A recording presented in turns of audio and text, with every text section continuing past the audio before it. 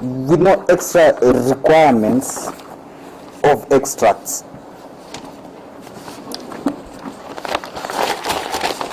We submit, my lord, that at Mutunga rules regulate petitions, and the civil rules can only apply, if at all, where there is a gap. We submit that there is no such gap.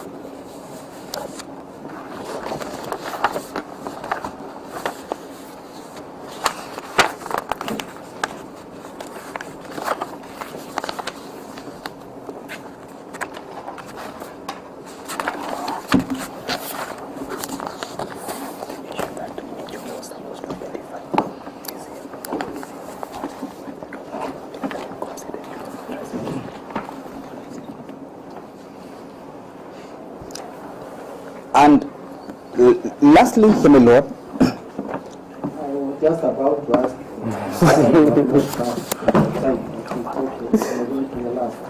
Yes, my lord. There is no evidence before you that those email addresses do not belong to those public offices.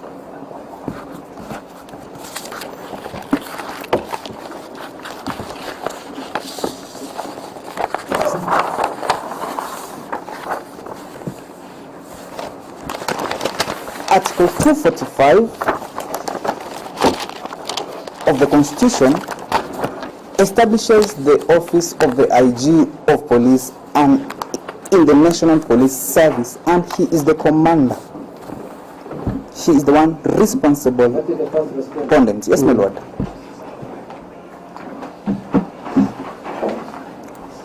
So, if that office is served, my lord, then such a high-ranking officer can be accessed through that email.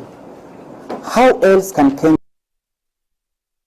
ranking officer in order to effect service?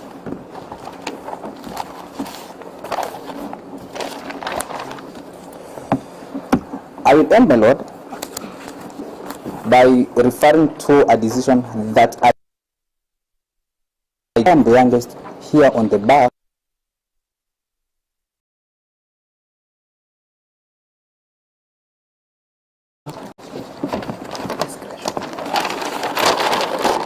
That the prayer to set aside is a discretionary relief. It must be demonstrated that there is hardship. There are two positions. Yes, my lord. Shavas Mbogo and another of 1967, East Africa. At page 116, my lord. 116.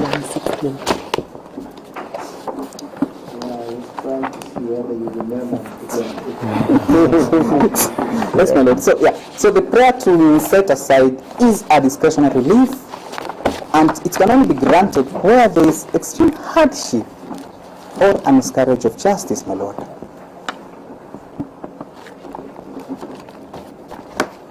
But they cannot be delivered or granted where they are being sought to obstruct the delivery of justice. Yes. Kenyans, my lord, and the families of the second to fourth petitioners want to know where their siblings are. That is the main goal of this application and petition. Setting aside those orders will not lead to that result, my lord. It will actually allow the bleeding of the Constitution. And as Senior Thande Kuria submitted, the jurisdiction to do injustice, we submit that the High Court of Kenya established under Article 165 does not have the jurisdiction to allow for the violation of the Constitution. That will be all from us, my lord. Thank you for the opportunity.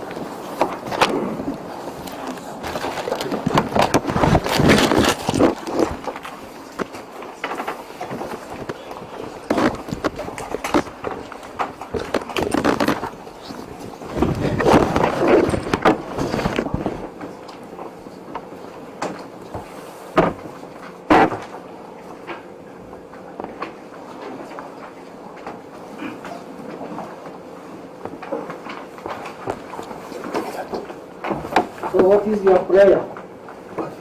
My prayer, my Lord, is that the application be dismissed, my Lord, and the orders granted and that in be confirmed.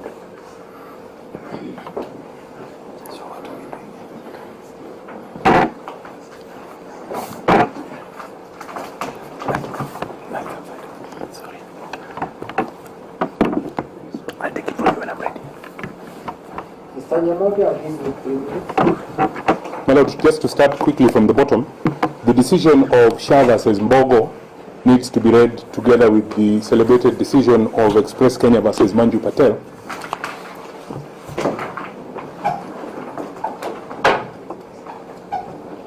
And in that decision, the Court of Appeal at the apex court of this country at the time, Shah versus Mbogo. read together with Express Kenya versus Manju Patel, Read and understood. read and understood together with Express Kenya. With Express Kenya versus Manju Patel, Manu or Manju? Manju, M-A-N-J-U, Yes. where it was held that where it is, Citation. I beg your pardon? Give me citation. I don't have the citation. I know the decision because I have relied on it before, but I didn't know I was going to use it because I had it 2 minutes ago. So you're asking me to go and look for the citation? I can supply it to your court clerk. No, it's okay. I'll get it. Where it is held, my lord, that where it is established that service was not effected, So that, where it is established that service was not effected, that service, then the orders made by the court should be set aside ex debito justitia as a matter of right, as a debt to justice.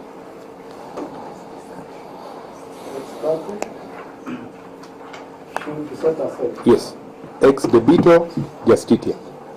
That's what Omondi said. Is it Omondi? The other one is saying the Patrick. Yes, that is what it says. My lord, the reference to Rule 14 of the Mutunga Rules, As a matter of right. as a matter of right.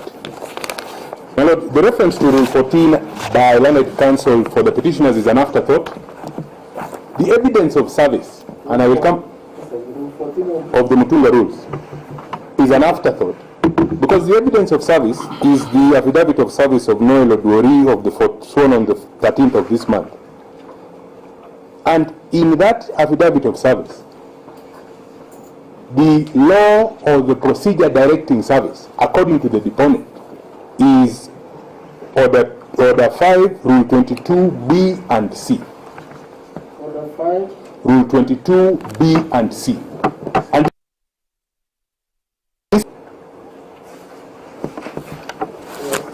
my lord, there is the submission about, or the question that learned counsel posed to court. How else are Kenyans expected to reach certain high offices?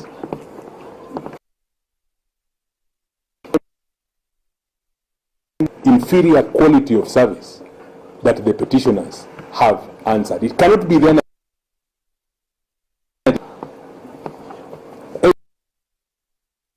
Article 50, and it is for the petitioners then to ensure that the quality of service that they effect complies with Article 50. Everybody is entitled to the protection under Article 50, and I had stated in my submissions in chief that service is the gateway to Article 50. If this quality of service is allowed, what will happen next is that learned counsel will wait for the Inspector General's car to drive by, and he will fling pleadings at it and come to court and ask, but how else did you expect me to get to the Inspector General?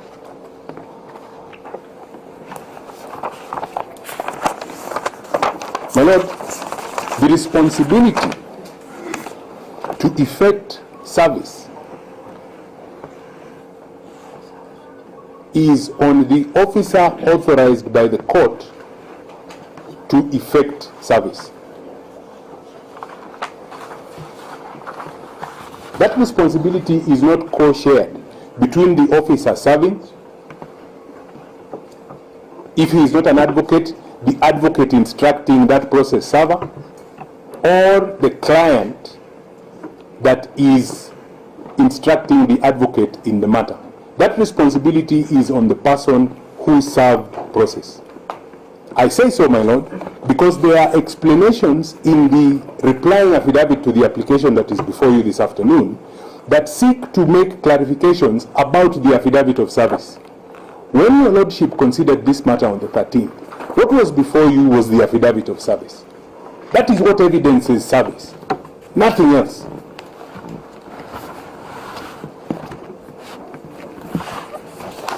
My lord, paragraphs 12, 14, 15, 16 of the replying affidavit are not contained in the affidavit of service. And because I have submitted that that responsibility is not co-shared, it is important for me to submit that those are not averments by the process server.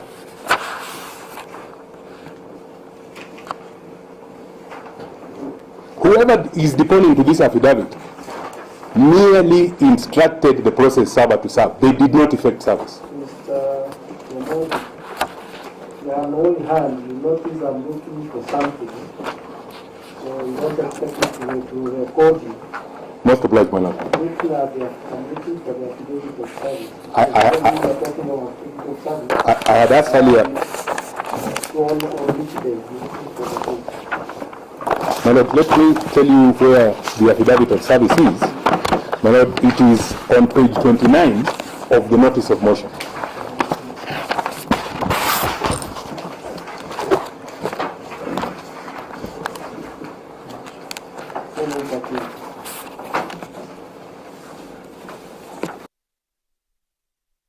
My lord, that is the proof of service. And really nothing else can be the proof of service. Any explanations rendered after the fact are after the fact attempts to improve the poor quality of service that is not in compliance with the law. Well, there was a very innovative submission by my learned colleague that the authorities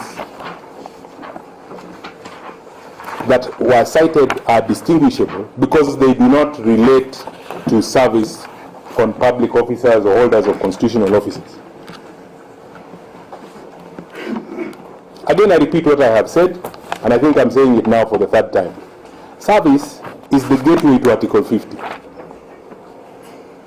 And for that innovative submission to hold water, then Learned Counsel was obliged to put before your lordship that constitutional office or holders or high office holders are then not entitled to the protection under Article 50.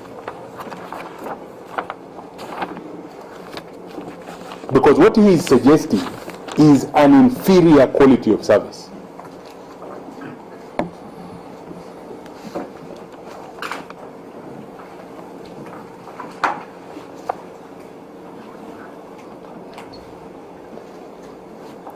There was the submission that contacts that were used to allegedly serve the first and second respondents are publicly available. It was important, and this is why I wish to cross-examine the deponent of the affidavit, that averment should have been made in the affidavit in support or in the affidavit of service.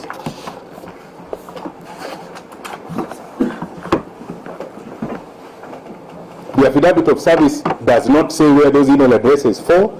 There is an attempt to explain where they are from in the replying affidavit, and I have stated that service is an issue to be confirmed and evidenced by the process server.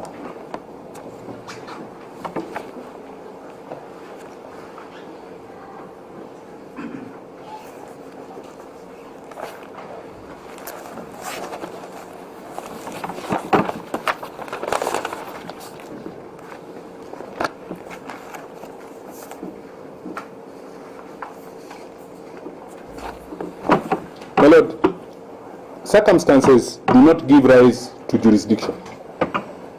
Jurisdiction of this court emanates only from the Constitution and the law.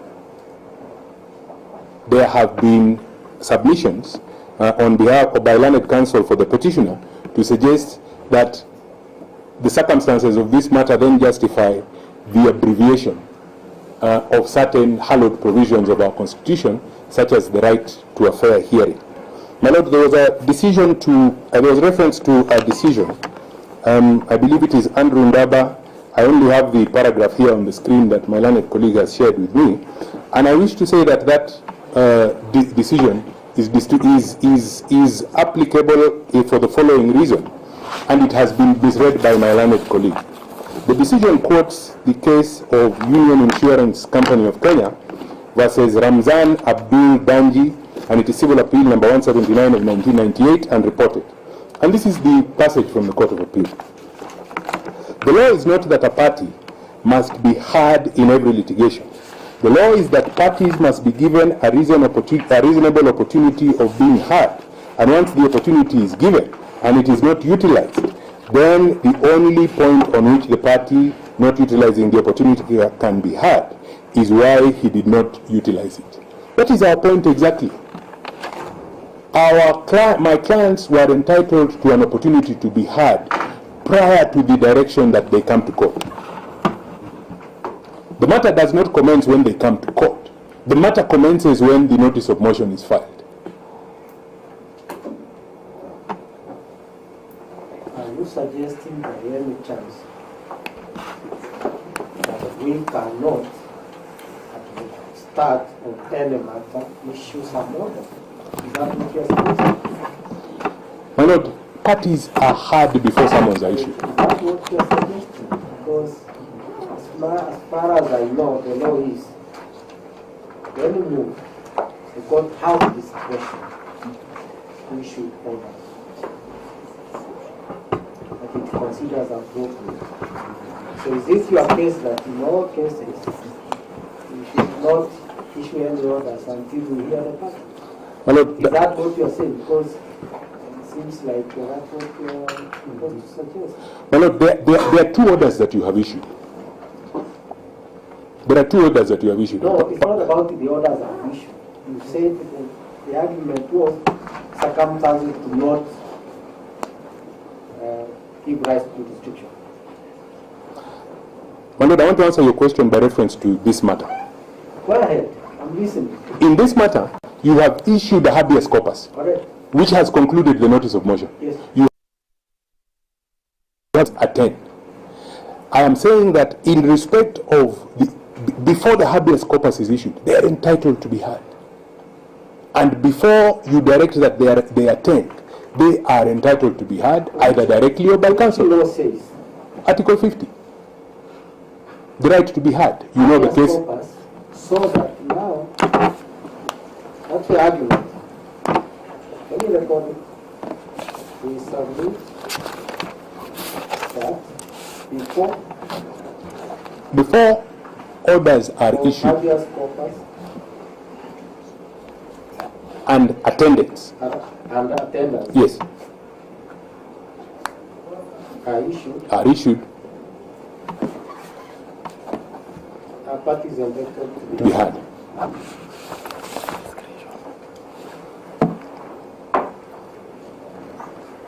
My Lord, I say so for the following reason. And again, it is a matter that is glaring in this issue. And remember, I gave you 5 and your last 5, you collect your thoughts. Let me collect my thoughts. My Lord, that issue is important in this issue because everything is important. It is a verb. You are responding. Yes. It is a verb in this matter. And it is a submission that was repeated by counsel that the allegation is that the petitioners are missing. Correct. Isn't it? There is no allegation that those petitioners are in the custody of the National Police Service. But your Lordship has then gone on and issued orders to the National Police Service to produce them. And the point I make is that it is important before your Lordship makes an order to produce, to hear the response of all the respondents. Because one of the possible responses to the people are not in police custody. That is from the bank. I'm saying that one of the possible responses. No. The are not talking about security council. Let's say this is a response. So No, my lord. I'm not saying that that is the response. So I will say it. I'm not saying that that is the response. I'm saying that my clients are entitled to a response. We are not recording possibilities. Then perhaps, my lord, what I then wish to kindly request your lordship to respond. Let me record what you are saying. What I'm saying, The possible. So one of the possible responses upon being heard is that the petitioners are not in the custody of the National Police Service.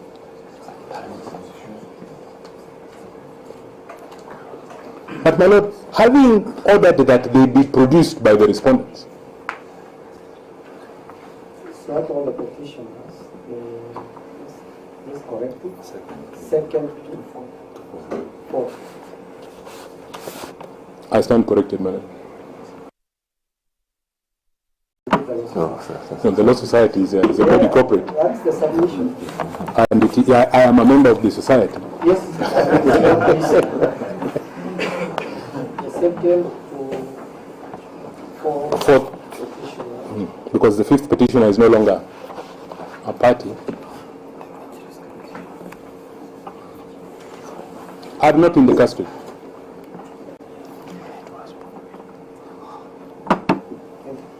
And my lord, it is then prejudicial for the petitioners or for the respondents to proceed in a terrain where the substantive order to produce has been made. It is prejudicial for the respondents to proceed in produce has been made, the first and second respondents. And my lord, because what the matter then becomes is not to produce them, but where are they?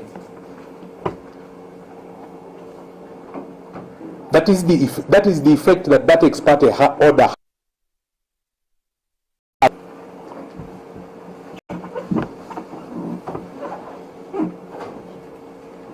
And my lord, for those reasons, it is then imperative that the ex parte order made is set aside.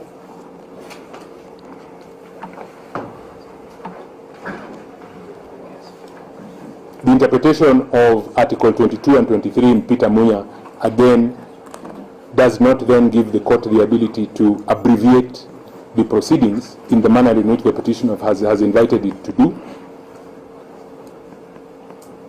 And I beseech you, my lord, to allow the notice of motion that is before you this afternoon in terms of prayers.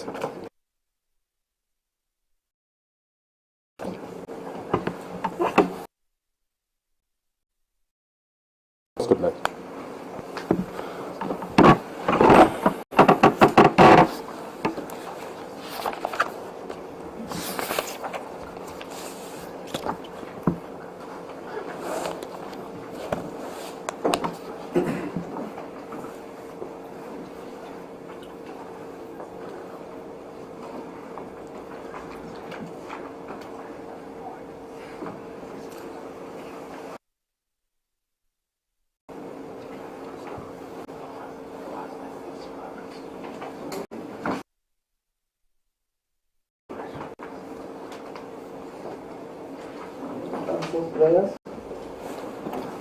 We Or as prayed? as prayed.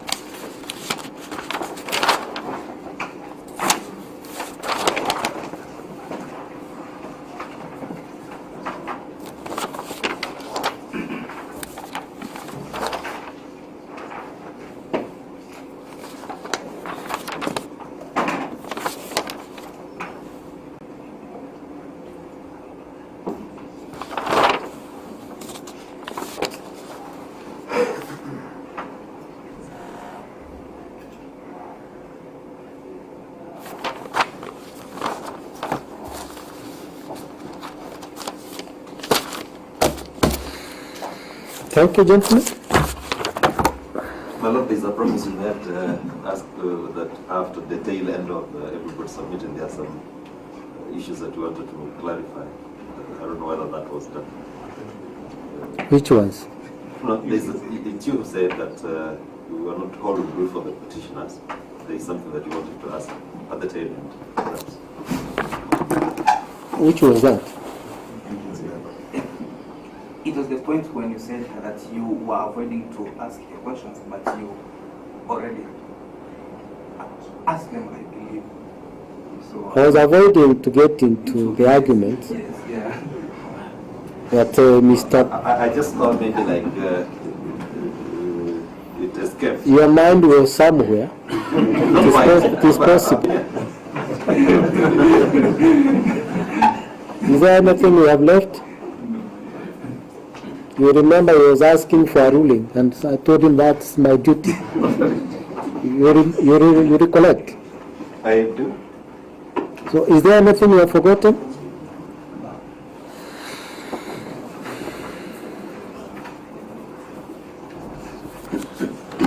Robert?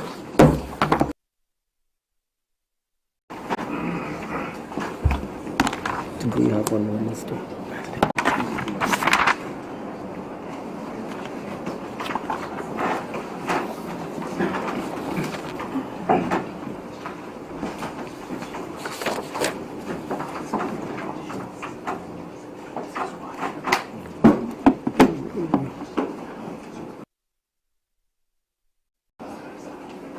We have something on Thursday. What else on Thursday? Thursday. This is to give you a short. This was a defense hearing. We had it in December. We had it in December. Yes.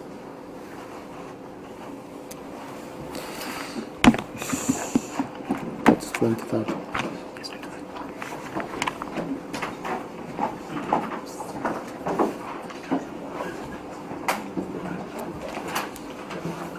Come at 11.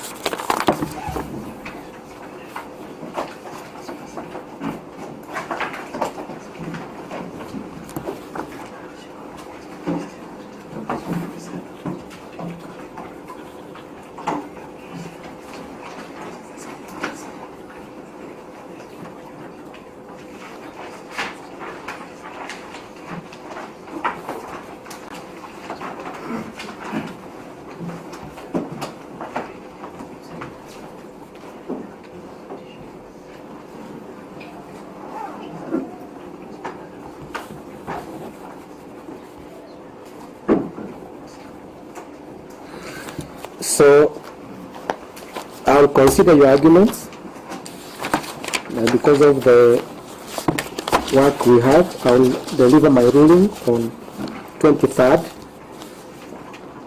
this month at 11 a.m. in open court. The orders issued on 8th and reaffirmed on 13th remain in force until then.